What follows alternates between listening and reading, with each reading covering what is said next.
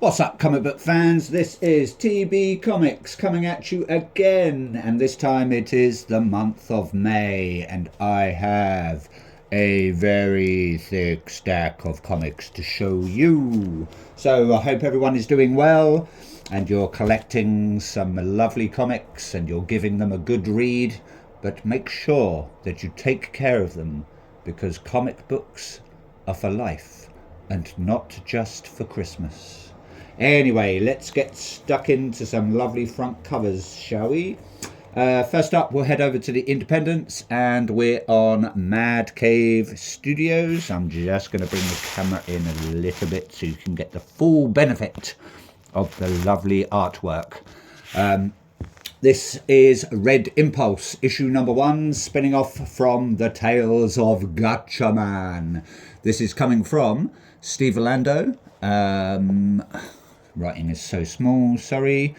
Ricardo Robaldo, Rebecca Nulty, and Frank Svetovic. I probably pronounced that wrong, so my apologies, Frank. That lovely cover there, I want to say, is cover A, coming from Ricardo Robaldo. It looks like we've got one of the Gacha Team Science Force there, and we've got maybe Mr. Red Impulse, I'm not sure yet because I haven't read this. And we've got Galactor in the background with a cheeky little grin. I love his lipstick as well. Very nice bit of rouge there. So looks like he's either saying sayonara or he's pointing the way, saying, no, you're going the wrong way. You know, Galactor's over here. So who knows?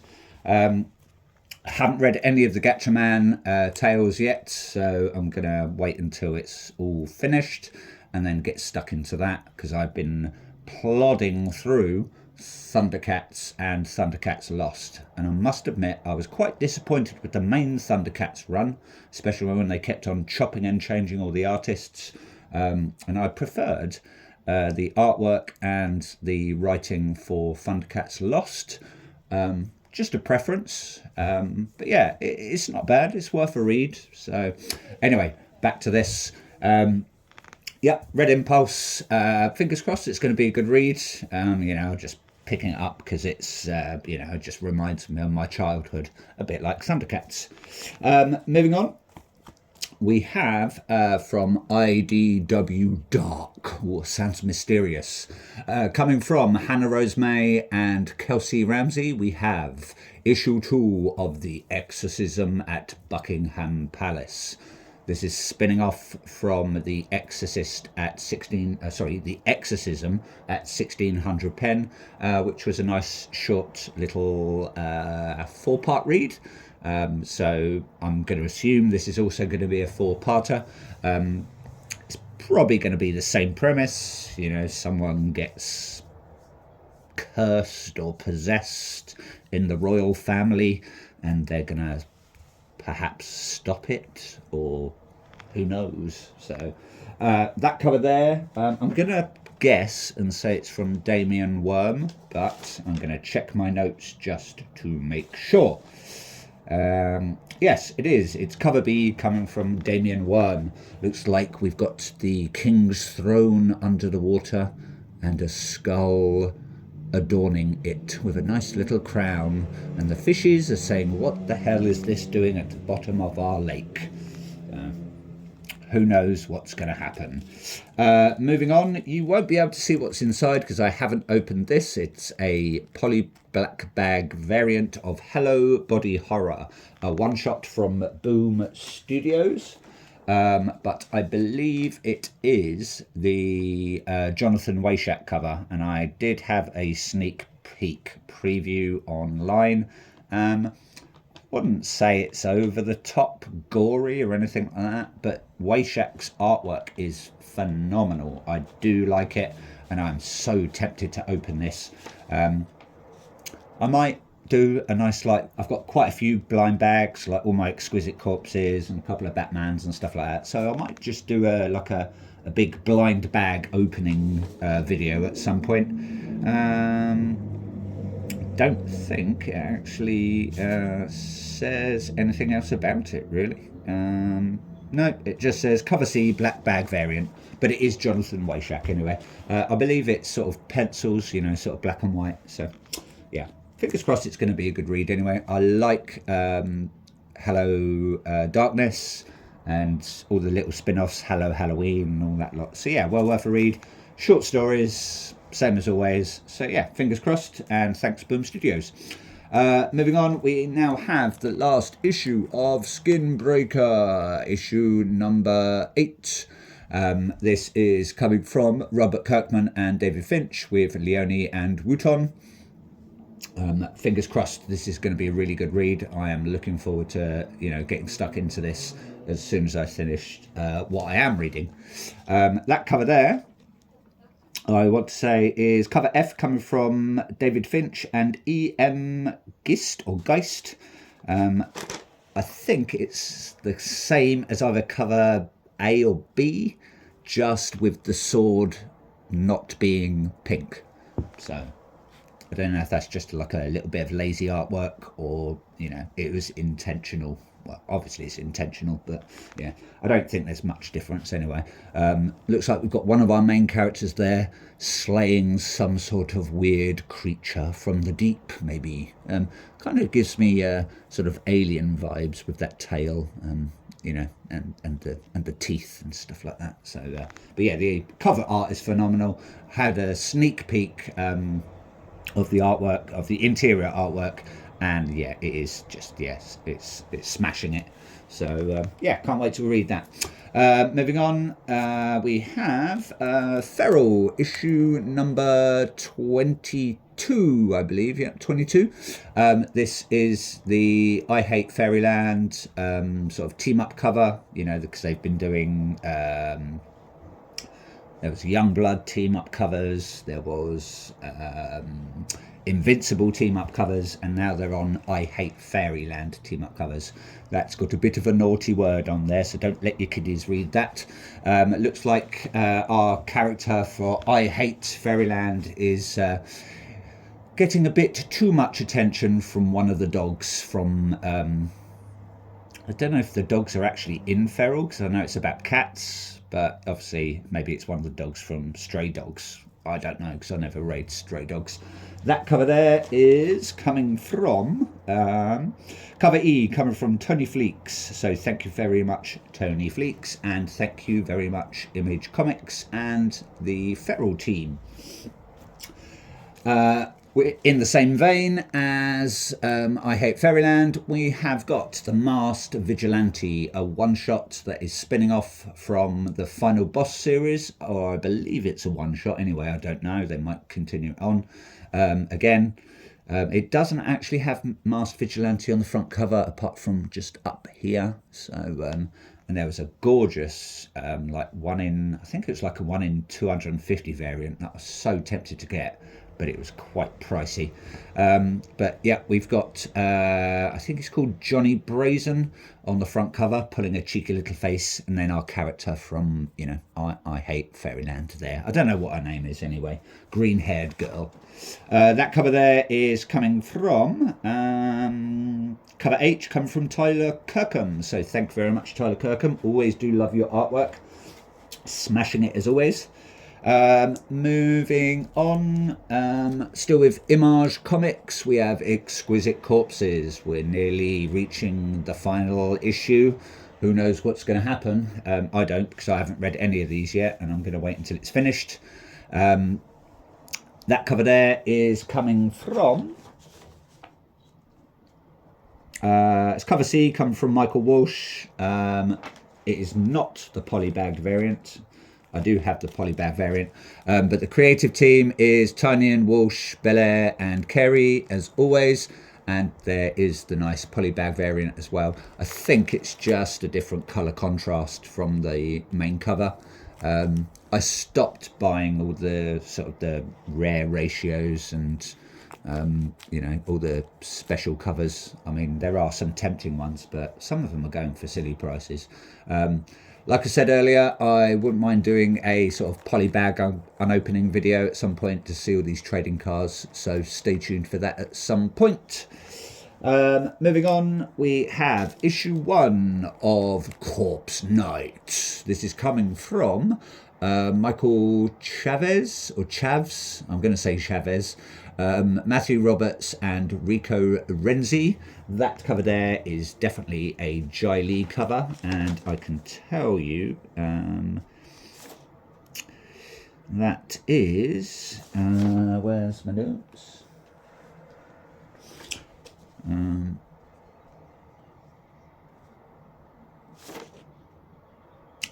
It's cover B, yeah, Jai Lee cover. So sorry, had to find out what actual, what letter cover that was. Lovely artwork from Jai Lee, as always, one of my favourite artists. Looks like we've got some young girl riding the Corpse Knight there. Looks like he's rising from the grave, and she's got a bit of muscle to wield that sword. I think from what I've read, that's her father, and they just go on a big killing spree and stuff like that. So fingers crossed it's going to be a good read. I believe it's out on Skybound label as well. I'm not sure who owns Skybound. I think like Giant Generator's owned by Rick Remender and a couple of other people maybe. So I don't know who owns Skybound. I might do a little bit of research into that, who knows. Moving on, the rest are now DC/Vertigo. We have the next issue of End of Life, issue number 3. This is coming from... that cover there is Gerald Parrell, and the actual issue is coming from Carl Stark, Steve Pugh, and Chris O'Halloran. Haven't got a clue what it's about. I just know that here's our main character. Looks like he's being sort of manhandled by some thug. Looks like they're having a good old battle. It looks like his gun's got a little bit limp, and it turns out to be, it looks like a water pistol instead of an actual pew-pew. But maybe it is gasoline, because he's holding a lighter there. Fingers crossed it's going to be a good read. I've only bought the 2 from the new Vertigo run. I didn't buy Ezra Kane and the Perilous Dark, or whatever it's called. Not big fan of sort of mysteries and stuff like that, but I don't know. I might pick up at some point, who knows. But yeah, I only picked up this and what was the other one? Bleeding Hearts. That was it. Couldn't remember. Moving on. Absolute Flash. We are now on issue number 14. Haven't got a clue how many of these are going to go up to. Who knows? Hopefully it's going to be a nice long run, like Absolute Batman is. I mean, we're reaching, 20 on Absolute Batman. That cover there will be the main cover, and that is going to be cover A, coming from Nick Robles. So thank you very much, Nick Robles. We also have Lemire, Haining, and Lucas on the interiors and the letters, etc, etc. Just going to move that camera out a little bit. I want you viewers to get the full benefit. Moving on, we have the previously unreleased Tales of Swamp Thing. This is on DC Black Label. It is coming from Rick Vetch, Michael Zully, Vince Locke, and Trish Mulvihill. And it is suggested for mature readers. So, you might be like 6 years old and you still might be reading maturely. So, is that where they're going with this? Or do they mean that you need to be really, really old to watch to read this? Who knows? It's it had a lot of backlash and was not previously released because it could have impacted the old religious lot, because I believe Swamp Thing either gets quite close to Jesus Christ. I don't know if they actually cross paths in this, or their stories are a bit intertwined. So, but yeah, hopefully it's going to be a interesting read. That cover there is coming from Michael Zully, so thank you very much. It is cover B, and I also picked up the very nice foil covers. I don't pick up many foil covers, sort of, now and again. But I think the only main ones I'm picking up is from Batman, in brackets, Batman 2. Moving on. We have a very gorgeous cover from Tyler Kirkham for Deathstroke issue number 2. That is Deathstroke the Terminator, part of the DC Next Level. You just can't go wrong with Tyler Kirkham's work. Unfortunately, this one's come a little bit damaged on the back, so I am sending that back off to get a nice replacement. We also have on this Tony Fleecs, Di Giamanico, probably said that wrong, Paciencia, I probably pronounced that wrong as well, so my apologies if I did. But yeah, hopefully it's going to be a good read. And also picked up the main cover there, some, same creators, blah blah blah, and that is the main cover coming from that'd be cover A, coming from Carmine Di Giandomenico. So that is a mouthful, isn't it? So, and then the last two are some nice absolute Batman variants. I got this gorgeous one for issue number 18, and that is Wilkins exclusive Megacon variant. I think it's Dave Wilkins, I want to say. I might be wrong, so if I am, please excuse me. I don't think it says down there. No, it doesn't. But obviously it's come from Snyder, Canty and Martin. But yeah, gorgeous cover with absolute Joker on the front. Just going out a little bit.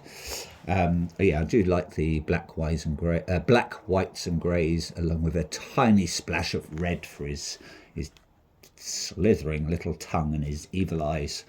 Man, how'd you brush those teeth? Seriously, he probably doesn't brush those teeth. How'd you cut those nails? That's going to be a chore in itself. And then the last one for today's episode is another gorgeous variant for Absolute Batman issue number 19. This one is featuring the absolute Scarecrow. He's just down there with his cheeky little grin. Now, I'm not sure if that is a mask or it's part of his flesh. Looks like he's been sewn up a bit. I do like the way they've done Absolute Scarecrow. There are some smashing covers for 20. I think it features... I think it's another Tyler Kirkham one. Features Absolute Doctor or Mr. Freeze, however you want to call him. Definitely going to pick that one up. And I have pre-ordered a very nice Absolute Bane. I think it might be for 19 as well, which is absolutely gorgeous. But I'm waffling now. Moving back onto that one, it is coming from Tim Bradstreet. So thank you very much, Tim Bradstreet. Not sure if these two are like Megacons or where they come from. I should have done my research. But we've got the same creative team, Snyder, Dragotta, Martin on this one, with obviously Absolute Batman in the background with his nice little batarangs.